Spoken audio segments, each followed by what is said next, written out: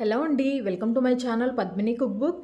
ఇవాళ నేను summer special recipe పెసరకట్టు చూపించబోతున్నానండి. చాలా బాగుంటుంది. ఈ సమ్మర్లో తప్పకుండా వారానికి 3-4 సార్లైనా తినాల్సిందేనండి.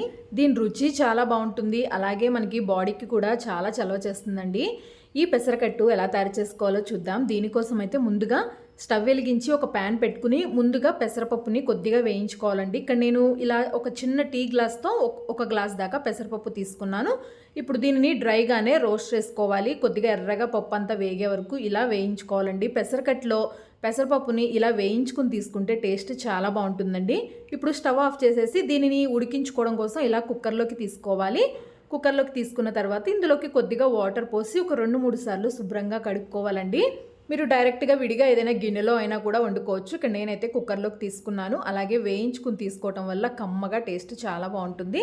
కడుక్కున్న తర్వాత ఇందులోకి పప్పు ఉడకడానికి తగినట్టుగా వాటర్ పోసుకోవాలి. ఇక్కడ నేను కొద్దిగా పప్పు మునిగే వరకు వాటర్ పోసుకున్నాను. మీరు 1 గ్లాస్ పెసరపప్పుకి 2 గ్లాసుల వాటర్ తీసుకోవచ్చు.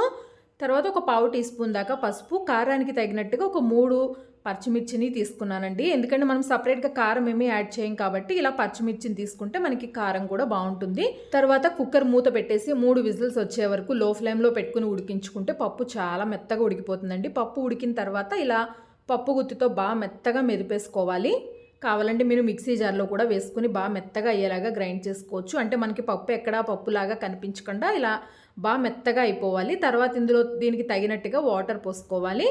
పెసరకట్టు కొద్దిగా పల్చగా ఉంటే బాగుంటుంది కదండి, అందుకని నేను వాటర్ పోసుకున్నాను. తర్వాత కట్టు ఉడికించుకోవడం కోసం ఇలా ఒక గిన్నెలోకి మనం ఉడకబెట్టుకున్న పెసరపప్పు మొత్తాన్ని తీసుకోవాలి. తర్వాత ఇందులోకి అదే కుక్కర్లోనే కొద్దిగా వాటర్ పోసి తిప్పేసుకుని వేసుకోవాలి.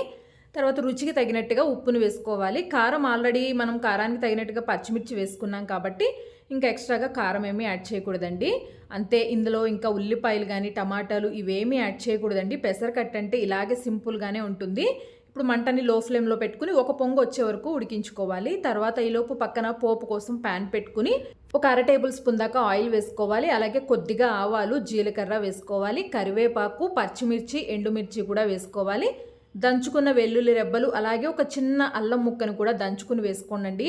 అల్లం ముక్క వేసుకోవడం వల్ల కూడా ఫ్లేవర్ చాలా బాగుంటుంది. ఈ వెల్లుల్లి ఫ్లేవరు అదంతా బాగుంటుందండి. పోపుని ఇలా వేయించుకున్న తర్వాత పెసరకట్టులోకి కలిపేసుకోవాలండి. అంతే, చాలా సింపుల్గా మనకి పెసరకట్టు రెడీ అయిపోయింది. చాలా బాగుంటుందండి. ఇందులో మనం చిన్న అల్లం ముక్క కూడా వేసాం కాబట్టి ఆ అల్లం ఫ్లేవర్ కూడా చాలా బాగా తెలుస్తుంది. అలాగే ఇందులో మనకి ఆయిల్ కూడా ఎక్కువగా పట్టదండి. చాలా బాగుంటుంది. చాలా లైట్ ఫుడ్ ఇది. మనకి ఈ సమ్మర్లో బాడీకి చాలా చలవ చేస్తుంది. అలాగే రెగ్యులర్గా కూరలు, మసాలాలు ఇవేమీ ఎక్కువగా తినలేం కాబట్టి ఇలా లైట్గా ఉండే ఫుడ్ తీసుకుంటే చాలా మంచిదండి. స్టవ్ ఆఫ్ చేసి కొద్దిగా చల్లారిన తర్వాత ఒక 1/2 చెక్క నిమ్మరసం పిండుకుంటే మనకి రెడీ అయిపోయినట్టే. పెసరకట్టుని స్టవ్ ఆఫ్ చేసి కొద్దిగా చల్లారిన తర్వాత ఈ నిమ్మరసం పిండుకోండి. ఒక 1/2 చెక్క వేసుకుంటే సరిపోతుంది. మనకి లైట్గా పుల్లగా చెక్క పచ్చిమిర్చి కూడా వేసాం కాబట్టి కారంగా చాలా బాగుంటుంది ఫ్లేవర్ అయితే గనక.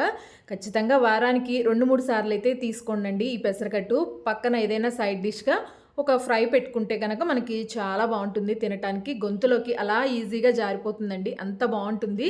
చాలా సింపుల్గా ఉంటుంది. ఇందులో మనకి ఎక్స్ట్రాగా ఉల్లిపాయలు, టమాటాలు ఇవేమీ వేయకూడదండి. పెసరకట్టు అంటే ఇలాగే చేసుకోవాలి.